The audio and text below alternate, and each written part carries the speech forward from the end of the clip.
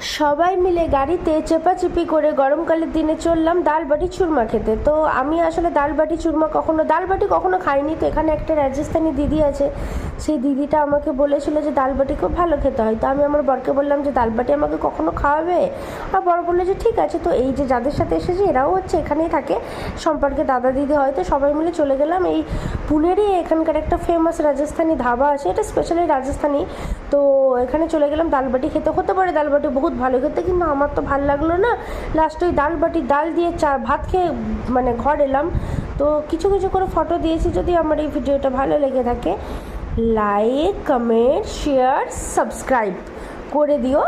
তো ছোট ছোট করে, এছাড়াও একটু মশলা পাঁপড় খেয়েছিলাম, আমপান্না খেয়েছিলাম। তো সেটুকু করে সবাই ডাল বাটি খেয়েছে, আর আমি সিম্পল ডাল আর ভাত খেয়ে আর ওই টুকিটাকি ওই যখন হয়েছে একটু পাঁপড় খেলাম, একটু আমপান্না খেলাম, টুকিটাকি খেয়ে আমি বাড়ি এলাম।